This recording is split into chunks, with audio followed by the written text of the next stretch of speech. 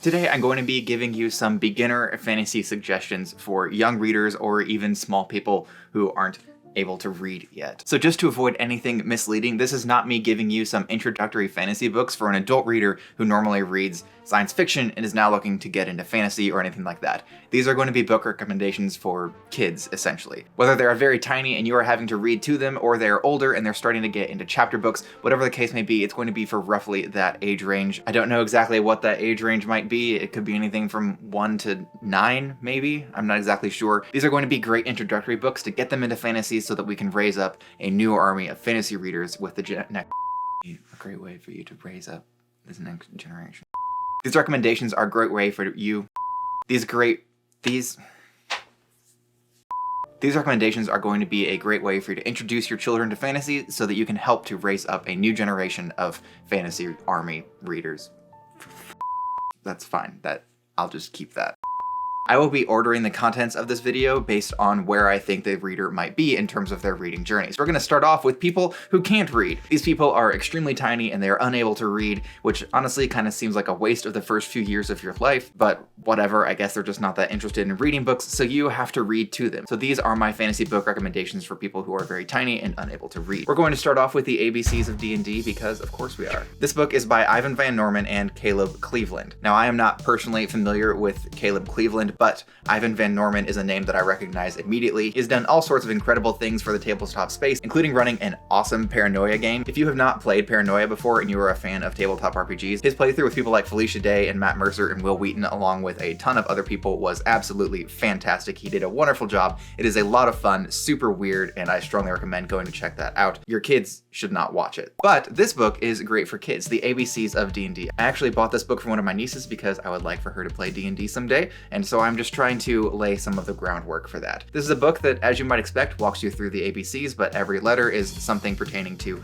Dungeons and Dragons. You're going to be walking through all of the ABCs in this manner, which I guess is educational or whatever, but the real education that we care about here is making sure that the kid knows what Dungeons and Dragons is so that they can grow up to be a D&D player in the future. If you think about it, that's really the most noble cause out there. The next book that I'll recommend reading to your kids, maybe when they're a little bit older than when you're having to read the ABCs of D&D, is Dragon Rider by Cornelia Funke. Funk. How do you pronounce it? According to Cornelia Funke, the pronunciation is Cornelia Funke, so that's what I'm going to be going with here. Dragon Rider by Cornelia Funke. In fact, I would recommend a ton of books by her because she is a fantastic author and she writes really well for young people, including young adults, so her work's fantastic. But I'm going to start off with Dragon Rider because I think it's a really good book to read to small children. Even though they're not quite able to read yet, I think they can grasp some of the contents in this book. This is a book that was written in 1997 and it features a dragon that is trying to seek safety for itself and all of dragon kind, and it makes a human friend, as you might expect with a title like Dragon Rider. And they're ultimately just trying to find a safe haven for the dragons because their previous safe haven is compromised. It's a really sweet book. I really enjoyed it when I read it a long time ago, and in researching this video I learned that a sequel was released fairly recently, and that was kind of surprising to me given that this was released in 1997. Awesome, good for her. Good for her. Now, I personally have not read the sequel, but I imagine that it's pretty good because of how fantastic the author is, so if your kid really enjoys the Dragon Rider book, maybe they will also enjoy the sequel. My next category is fantasy for people who can kind of read. They're not fantastic readers, we're not about to hand them a Brandon Sanderson work or something by Steven Erikson or anything along those lines, but you know, they're starting to sound out the words and they've gotten past Hooked on Phonics, or maybe they're still in the midst of Hooked on Phonics. I don't know, is that still a thing? Did I just date myself? I would date myself. Hello, 911 emergency. There's a handsome guy in my house. Oh, wait a second, cancel that. It's only me. Right, so this is a category for people who can kind of read. They're reading some much shorter books, you know, ones that are that thin, don't even qualify as a novella, and you know, they're beginning to get there. You're starting to get excited because you're seeing them able to read on their own. Now, the first book I'm going to recommend is actually an entire series, and that is the Magic Treehouse series by Mary Pope Osborne. That name is a lot easier to pronounce than Cornelia Funke. So, Magic Treehouse series is a series that I grew up with. I read as many of them as I could get my hands on, but the thing is that I obviously outgrew them over time because they are still being written even today. One was released, I think, this year, or maybe it was last year. So she is still writing this series and just continuing to add on to it. I have no idea how the story ended. I could probably look it up if I got really curious, but I did really love the story when I was growing up, and it was a series that I read religiously. I read every single book that came out and continue to seek out more at the library anytime that a new one was released. This is a series that you can really pick up at any stage and just continue on with the current story, but I would personally recommend going back to the first book and then writing it out from there, because the series does have an overarching story that is kind of taking place,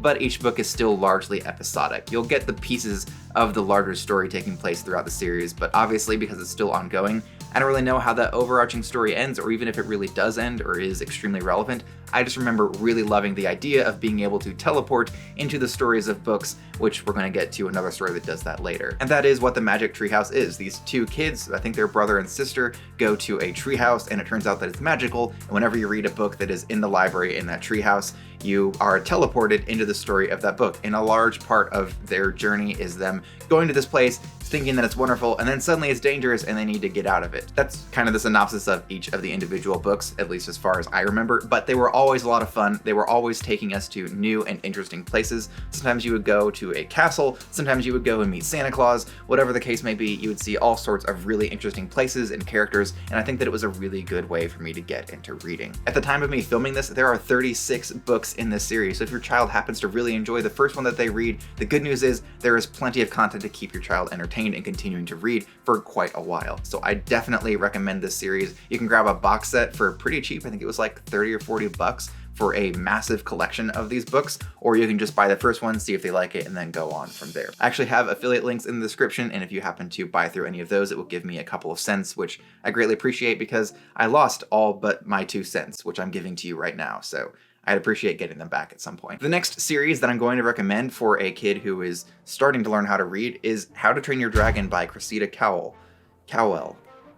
That's another name I'm not totally certain if I'm pronouncing right. But How to Train Your Dragon, you've probably seen the movie, but did you know that there is a book series? And it's kind of long. There are several books in the series. I read several of them when I was younger, but I think some have been released since I stopped reading the series, and I really enjoyed it. I got a great kick out of them. They're kind of in the style of the Diary of a Wimpy Kid series, but I find them to be a little more entertaining than those. I'm not trying to dog on anybody who enjoys the Diary of a Wimpy Kid series, but the How to Train Your Dragon story was a lot more entertaining to me than that was, and it was far more whimsical, far more magical, and it had much greater messages in it than you would find in the Diary of a Wimpy Kid series. A really good example of this is the fact that, unlike the movie, Toothless finds a dragon that is pretty much as useless as he is. It's a very tiny, toothless dragon, really can't do much of anything, and yet it still manages to find its own strengths despite the fact that it doesn't match up to what all of the other dragons are. Much like Hiccup, who doesn't really match up to what all of the other Vikings are. So it's these two lovable outcasts or misfits from their societies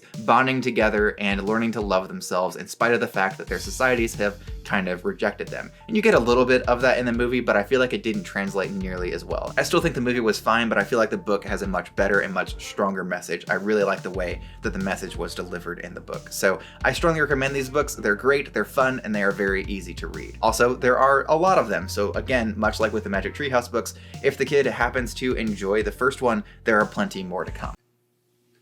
Tea break. Now we're getting into the interesting stuff. We're getting into fantasy for people who can really read. You're not having to listen to them sound out every single word out loud anymore. You can finally get some peace and quiet and go and read a book that you really enjoy, rather than having to listen to them read How to Train Your Dragon for the 17th time. I'm sorry. These books are going to be ones that you can just hand them, tell them to go enjoy it, and you may even want to read along with them so that you can discuss the books later.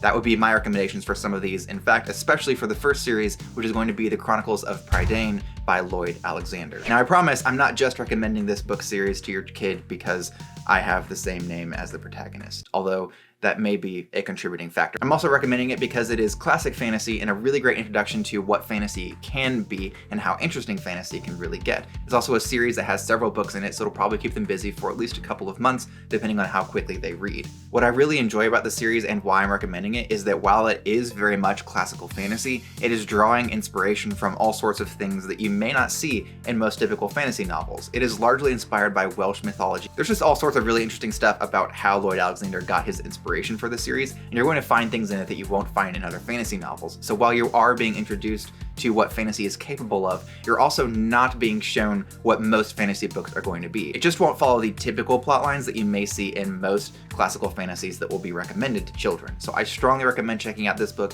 It's great, it's very entertaining. I had it read to me when I was younger, and then I read it again as I was older, and I kind of want to do another reread, especially now that I'm recommending it. I think I would really enjoy rereading the series now. In the story, you follow Taryn. Yeah, again, I know. We do begin with a farm boy trope, but also the farm boy has a white pig that's capable of delivering prophecies. It's basically an oracle, so you know, that's an interesting start. Way more interesting than the thousands of books that have copied the start of Lord of the Rings. So I would definitely recommend picking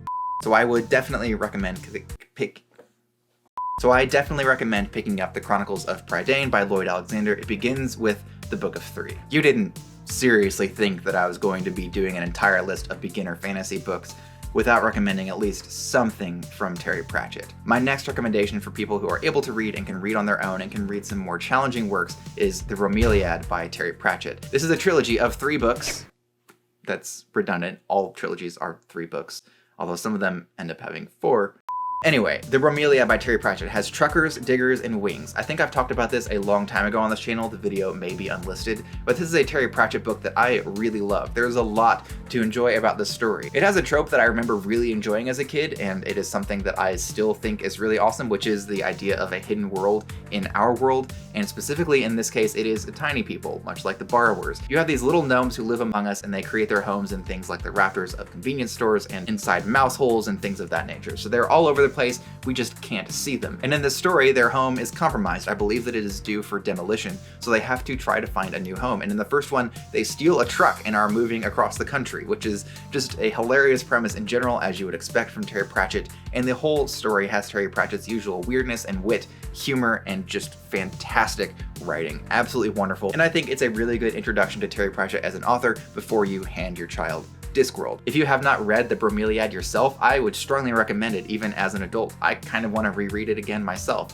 It is a really fantastic story, a lot of fun, and a lot of whimsy, very entertaining as you might expect from Terry Pratchett. So if you do happen to get your kid to read it, maybe read it along with them. Now before I get to my final recommendation, which you may already know what it is based on some hints that I dropped earlier on in this video, I would like to remind you that you can like, comment, and subscribe in order to support me. Every single one of those things does really help to boost the video and helps me to grow this channel. Let's go ahead and talk about my final recommendation, which is the Inkheart trilogy by Cornelia Funke.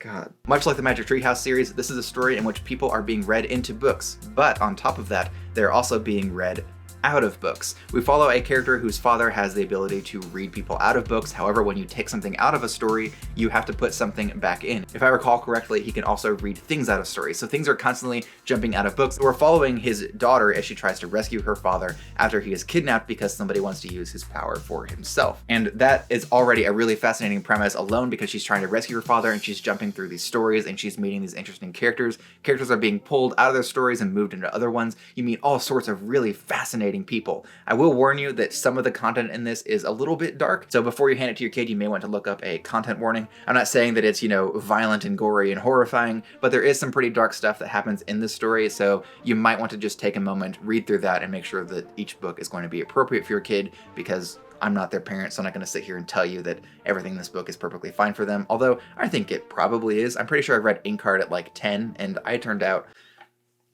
okay, I'm not a very good example. And there you have it. Those are my suggestions for young readers who are just getting into fantasy. Whether you are reading the book to them, or they're going off on their own, or reading the book under the covers at 3 in the morning after you've told them to go to bed.